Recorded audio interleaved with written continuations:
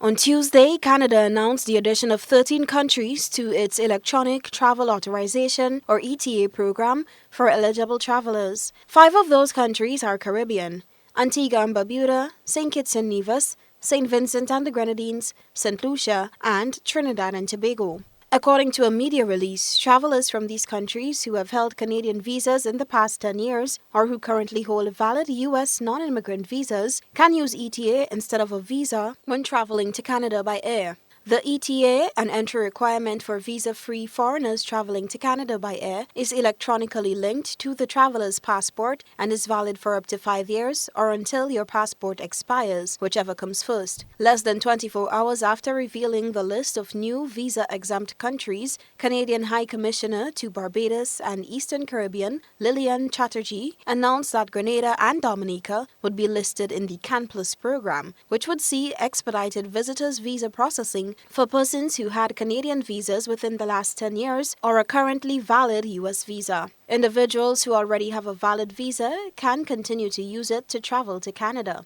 In February this year, ahead of the 44th regular meeting of heads of government of CARICOM in the Bahamas, where Canadian Prime Minister Justin Trudeau was a guest, Prime Minister Deacon Mitchell had announced plans to discuss lifting visa restrictions for Grenadians intending to visit Canada. We certainly feel that there's no justification for continuing to require Grenadians to get a visa to travel to Canada. In fact, I think from where we sit, I think that there's no justification for a Grenadian to get a visa to travel anywhere in the world, because we really do not think that our citizens pose any security risk, any social risk to anyone. For the most part, Grenadians either travel for leisure, tourism purposes, or they travel to study, or they travel to work. And clearly, if they're traveling to work, they will only do so on proper documentation in the particular country in which they're going. So I don't think there's any.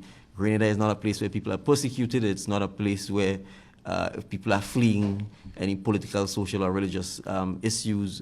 We don't have an army. There's no risk of really, there's no political, social, or economic risk, I think, to any country posed by Grenada. And so we really don't think there should be any visa restrictions on our citizens, particularly to a former colony of the UK and a former member of the Commonwealth.